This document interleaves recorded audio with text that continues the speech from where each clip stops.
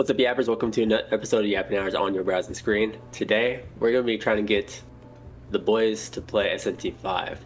Now, I've never played it, Terrell's never played it, but there is one man who's played it. He's going to convince us why we should play it, and maybe he'll convince you. Crimsonite, you've been gassing up this game, SMT 5, for the longest time. You couldn't wait to talk about this game. So tell us, why should we play SMT 5? Shin Megami Tensei by Atlus, who made Persona 5. It's on every platform, including Steam, and everybody here has Steam. Okay. So we could play it. Cool. It's not just Nintendo exclusive. However, it's not a single. I mean, it is a single-player game, and I know some motherfuckers here refuses to play single-player games, unless it's like Balatro or some shit. Yeah, I was about to say that's not entirely true. I do play Balatro. Yeah. I know. See, you always say that shit. Oh, I just really like this game. It's a very fun game. I think it's because I like that format is different than your typical RPG. Like when you think of a JRPG, everybody thinks like Pokemon, Final Fantasy. What do you do in the game? You take turns hitting each other. Bloop, bloop, bloop, bloop, bloop. Oh, I killed him. Yay. So the SMT series, Persona does the exact same thing too, but I feel like SMT series just does it better. I guess one of the reasons why is they use what's called a press turn icon system. I don't know if you guys know what that is. Heard of it? So you have like 4 turns. It's gonna be you, the protagonist, and then your 3 demon allies. Okay. But every action you take, you gotta plan it through because if you hit a weakness on the opponent, let's say the boss or the enemy, you know your icon will start to flash. You just gained 1 extra turn, so you can turn those 4 turns to potentially 8 turns for hitting weaknesses 4 times in a row. But then there's also flaws to this. If you miss an attack, you just lose 2 turns automatically. If you hit an opponent and they nullify the attack, you lost 2 turns. If you hit the opponent and they drain like heal themselves off that attack or reflect it, you lose all your turns. So so that's what makes the battle system so fun. And then you don't know any of their like weaknesses or strengths because when you try to check it, they're all question marks. So you got to find out by trial and error. So I think that's pretty cool. And but the same rules apply to the enemy. So if the enemy hits your weakness, they gain an extra turn, and they can get up to like 8 turns and shit. It's so fucking fun. So it's not your typical bloop bloop bloop bloop bloop bloop. You know, I don't know if you've ever seen that meme where if I can find it, I'll send it. Where it is that SMT3 protagonist, and he misses an attack, and he says, "Great, I just lost the whole fucking battle." Because that's what SMT is like. Like if you miss an attack, you could potentially lose the whole fight because you just lost 2 of your turns. You get what I'm trying to say? But the whole press turn icon, I really like that. Okay, so the thing you're mentioning, besides like the missing turns and shit, because I've seen games where it would be like your icon, like you have 4 icons, so like you get 4 attacks in a row. Is it kind of like that? Yeah. So Okay. So you attack. And then one of your turns goes, you go on, and then until all your turns are gone. But if you hit a weakness, you gain an extra turn, and potentially it's hard to explain, but basically, you really got to think things through. Like your goal is to get an advantage of on your opponent, try to get as much extra turns as possible. But again, if you fuck up, if you miss an attack or you accidentally hit them and then they reflect or they heal themselves, you lose all your turns, etc., etc. So It's not like really set in stone. yeah, you really got to think things through because like again, it's all trial and error. Yeah, etc. So I just really like the battle mechanics, and they did the same thing for Metaphor Refantasio, which is another game developed by Atlus. What is it? It was funny too because there was a lot of people who never played SMT, so they weren't used to that press turn icon, and they were having a hard time with Metaphor because of that. And then I see a bunch of videos saying, "Oh, this game is so hard." I'm like, "Yeah, it's SMT, motherfucker." I'm over here like chilling, playing through my shit because I got a big brain. You already fucking know. This isn't like a roguelike, is it? No, it's not a roguelike. It says turn-based. It's a turn-based. Just straight. You could have a turn-based roguelike, but I'm saying, like when you go into the game, everything is already set up in its place where it needs to be every time you play it. It'll always be there. I think it depends. Like for example, like no randomly generated stuff. It's always. Yeah, that's right. So in it depends. Like an SMT5, I think it is kind of random generated. SMT5 is like the first open world as well. So it's a giant open world, and you have 4 different maps, but it's like gigantic areas. But like in the old previous SMT game, it's like you're exploring like a mini map, and then bloop, you're randomly in battle, kind of like Pokemon. Oh yeah. Yeah. So I don't know. I really like the battle mechanic. I feel like when it comes to any RPGs, SMT does have the best like battle mechanic or turn based, because it's not just straightforward hitting each other until you die. So this one's not linear, is what you're saying. Yeah, it's not linear. So there's that. I don't know. I just feel like there's a lot of fun things. I know one of my favorite things. Another thing that SMT is known for is negotiating. So like, you know how in Pokemon you just throw a Pokeball and then you catch a Pokemon. So Right. SMT, you got to negotiate with the demons. So let's say you want one to join your team. There's gonna be a negotiate button. You got to try to like rizz it up and shit. And they're like, all right, I'll join you, motherfuckers. But that's another fun thing. So that is also randomized, and sometimes the demons be fucking with you. Like let's say for example, you go up to a demon and they're like, "Well, can you join my team?" And you're like, "All right, if you want me to join you, give me $5,000." So you give him $5,000, and then the demon will straight up be like, "Ah, fucking loser," and he runs off with your money. Another popular one is like this one was from SMT4, where he's like, "Who are you?" And then if you put "I'm the protagonist," the demon will be like, "Really? If you're the protagonist, I'm the antagonist," and then he tries to kill you, and then you just die. So it's just basically a bunch of bloop bloop bloop. That's fucking comedy. Super fun. This So game seems like where you got all your humor from it, if it seems. Like basically, yeah. If I had to compare it to Persona, I think it is significantly better than Persona, but Persona is better because you got the waifu shit, the social shit. SMT is literally Persona, but much harder, and story-wise is much better. It's the Dark Souls of JRPGs. In a way, I guess you could say it's the Dark Souls, because another thing that SMT is famous for, or known for, I would say, is the first boss that you encounter for each game is typically one of the hardest bosses you'll fight, because it's like an all-out boss fight, and it's just testing your knowledge to see if you're doing shit. I don't know if you guys heard me before say, "Oh, I'm in the lab creating demons and shit." Yeah. So. Okay. Yeah. So that's the fusions. Yeah, the fusion. So you get like 2 demons, or you can even combine 3 or 4 demons and then mix up their attacks and change up their weaknesses and all that. That's another thing that really makes SMT a lot of fun, because you can start off with this weak ass Jack Frost snowman character, and then you can make him like this almighty powerful bitch just by fusing and ladding and shit. And then like I said, the first boss in all games will typically test you on that type of shit. And for most people, if they're having a hard time with the first boss, they'll be like, "Oh man, fuck this game. I don't know how anybody enjoys it." Unless you're a real motherfucker like me. I'm like, let me hit the ladder and shit. Stop quizzing yourself like every chance you can get.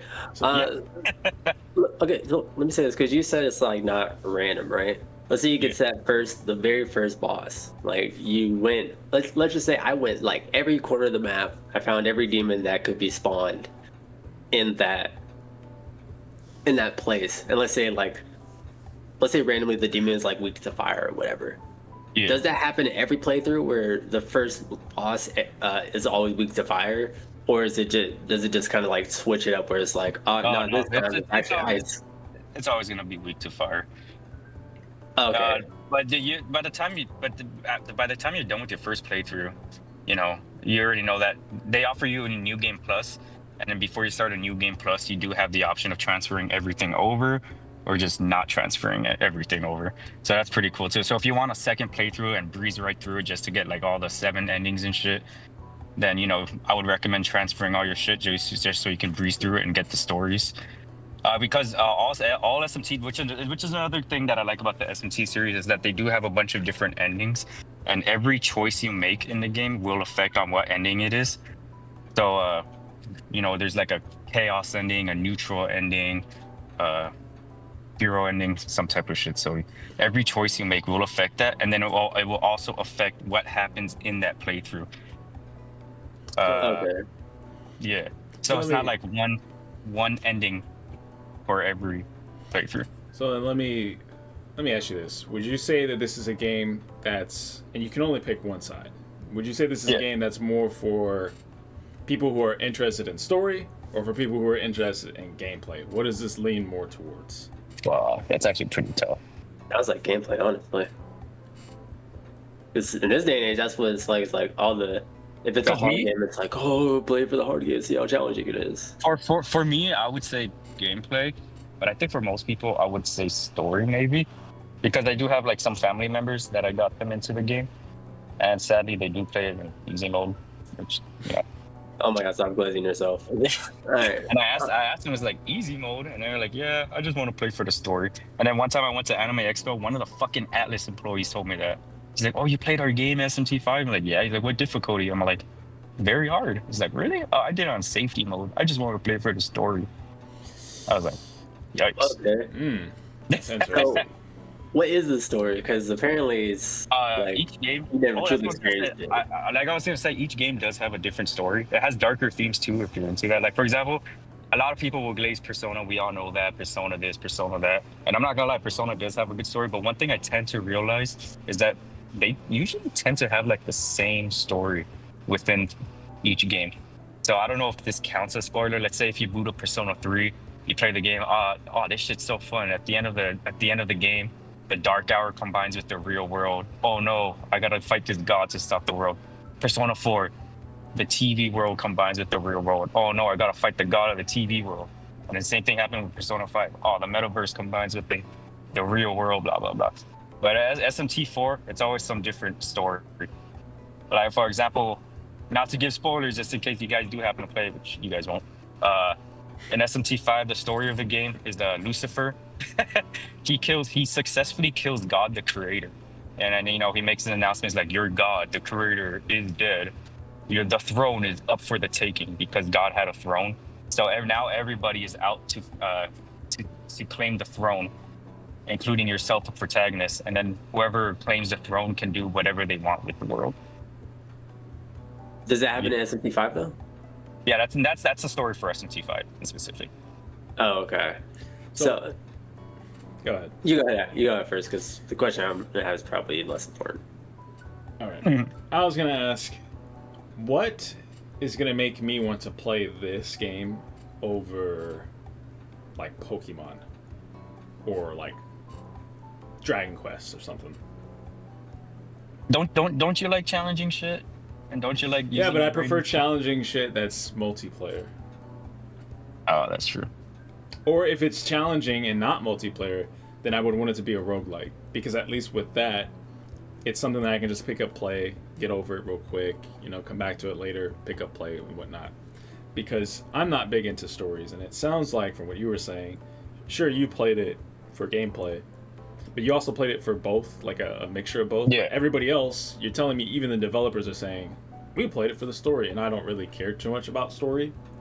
And if I do care about story, I know I'm weird with this, but I tend to just watch the full YouTube, no commentary stories for games. Like with the God of War, for example, I watched the whole non-commentary for God of War. I don't care to play the game. I just think the story is phenomenal. So, yeah, I'll watch it like it's a movie. Well, like I said, for you, I was hoping that you would probably get into the gameplay because, like I said, it is your turn-based RPG, but it's like there's a lot more. It's a lot different. It's not the same shit over and over again. Yeah, but that's what a lot of turn-based RPGs tend to do. They switch it up, right? They switch up the mechanics and the systems to make it more interesting, which I'm all about. But I don't see the point in me paying for this. Like, how much is the game? Well, it's kind of old, isn't it? So it's probably like 30, 40 at this point. No. I think it's a full. I don't remember actually. Still a full price, maybe. I don't know. Yeah, I guess I'm assuming it's got to be like 60 or something. I think 60. Okay, yeah, like I don't see the point in me buying this when I can just buy another RPG that I am familiar with that might even have multiplayer on top of it. You gotta expand your horizons. You play the same shit over and over again, Terrell. I actually don't. I play a lot of different games. I'm on Steam. What are you talking about? Rainbow PC right now. Okay, so he's lying to you. He's lying to you. Okay, well, because there. What if I bought the game for you? if it was purchased for me, then sure, I'd give it a shot. But I can't tell you. I'm not gonna lie to you like Rainbow would and say, yeah, I'm 100% gonna play it. Like, I'm gonna be real with you. Okay. No, you always say that shit. Let's keep it real. Yeah. I'm gonna keep it. Rainbow says if you buy him a game, he will play it. Which I'm not gonna say that. I would play it, and I do but yeah, okay. But here's what Rainbow really means. He's gonna play it, and he's gonna give up after like 1 hour or 2 hours and never touch the game again. With me, I'm gonna tell you straight up. Sure, I'll play it because you bought the game for me, but I'll play it for like an hour. Like not an hour. I'll play it for sure for like 5. I'll give you like 5 or something. And if it's really, really good, then I'll be like, fuck, I gotta keep going. But I can only promise you 5. I ain't gonna sit here and lie to you and tell you, yeah, I'll play it, yeah. No. Yeah, and I still play it. I just don't tell you the time. I'm sorry, I don't tell you the time. I'll give you time. You need to tell the time because that's just. I'll give you a time and date next time then, if that's what y'all really want. Because y'all make it sound like I just like. But you make it sound like you're gonna like stay. Bro, yes, you make it sound like you're gonna play it forever until completion. But the truth is, you just add it to the collection. Yeah, just you could tell other people like, yeah, I played that. Yeah, I own the game. Yeah, I played it. Yeah, I play all this shit. Like, get the fuck up out of here. No, that's not true. I bought him second, and he played a first time. Off topic, but watch my YouTube channels. I don't care that he played Tekken. The dude was still garbage at Tekken. Okay. Okay, Rainbow stipulation earlier that the game is like the Dark Souls of turn-based RPGs. Doesn't that sound interesting? I'd rather just play Dark Souls. Okay, but I'm not. That's why I'm talking about like turn-based. I'm talking about turn-based. Not really, because at least what I really want to see, especially like from someone from Rainbow, is Rainbow being like, "Oh man, this shit can't be that hard," and then he hits me up like at 3:23 a.m. Yo, Cram, what do I do here? I'm stuck, bro. Or I want to see him raging on stream on the first boss. All right. I got you. If you got this game for me, I'll play it to completion, and I'll even fucking do it on stream since y'all want to be about it. Would you? Because this game is like a 60-hour game. If you're not even doing side quests and shit, it's a long game. I know it's a JRPG. They're always long games. If it's really that hard, we'll have to see. But we're getting sidetracked. Why is he a blue long-haired twink? Yeah. You haven't really said anything much about the story. I guess I don't know if this counts as spoiler, but it happened at the beginning of the game, so it's not really spoilers. But basically, it's a student. He's going home, but then like there's a warning saying, "Oh, be careful when heading home. Supposedly there are monsters and shit like that." Blah blah blah. And he's heading home, but it turns out like it's like this demon apocalypse, and bloop, everybody dies, like everybody. But there's like very few survivors, and he happens to be one of them. So he, in order to take back humanity type shit, they create like this thing called the Aogami, and he fuses with him, and now he's this blue-haired twink. You said that he's a student, right? Yeah. How old is this character? I don't think they give the age. They don't give the age? Okay. Yeah. We just know he's in high school, right? I would assume so, yeah. But it's not. I'm sorry, I already lost all interest, man. I hate that shit, man. It's a common thing with the fucking Persona games. Always high school kids, students. Like, dude, Jesus Christ, man. Okay, but at least they're not raising up high schoolers like Persona, and then everybody. That is true. I agree. That's a plus for the game. But, damn, almost had me. And you're like, yeah, he's a student, of course. But the game doesn't have any focus on like the high school or anything. No, it's it's a post-apocalyptic Japan. They had it. They had it a little bit, and they're like, hold on, we gotta let you know that the protagonist is a student. Like, dude, he didn't need to be a fucking student. Okay, if you don't like that, play Shin Megami Tensei 4 only on the Nintendo 3DS, because it's a post-apocalyptic Japan. But you play as a full-grown man, and he's a part of the samurai. He's a samurai, and he has like the gauntlet that aids him through his path and shit. That sounds a little bit more interesting, but I'm not dusting off my 3DS for that shit. is this like JoJo, where it's like it's just different stories, but it's not like it's not in one world, right? Yeah, it's always every game is a different story. Oh, okay. Yeah, so you're not gonna play as the same person. You're not. Yeah, there'll be references here and there, but that's about it. So it's actually on some JoJo shit. That's what I was saying, because Persona, I think they have like references to like other like other people Fun- from the other fun- games. Fun fact: it's even been stated that Persona is heavily inspired by JoJo's Bizarre Adventure because of the whole Persona shit, and the personas are supposed to be stands and all that. Yeah, and this game was the grandfather for Persona, so yeah, no, it makes sense. Yeah, but like I said, people like Persona because high schoolers, you get to date them, you get to date your teacher on some weird shit. It's not weird according to some people, but that's a whole different topic. I'll say this: I would definitely. I've never been a fan of JRPGs because there's like with Terrell with some tropes like being a student or like how long it is and shit. The length doesn't matter to me. It's just single player, and I hate that stupid high school trope. But yeah, I've never been a fan of like JRPGs like mechanics, but this game, the way you make it sound like it has a lot going on in terms of like the mechanics and shit. So like it might be like a Shaco might be one I if you were like, oh yeah, I'm gonna. If you were to play an SMT game, I would recommend 5 because 5 is like the easiest out of all of them. It's still hard, but it's easier in comparison to like the previous SMT games. So no one likes difficulty, but Terrellion doesn't like single player difficulty. Yeah, no, I'm talking about like Rainbow because I don't think you're not into like hard games, right? Rainbow, right? Yeah. Wait, say it again. You're not like into like the super hard games, right? So if you are, okay, fuck it, fine.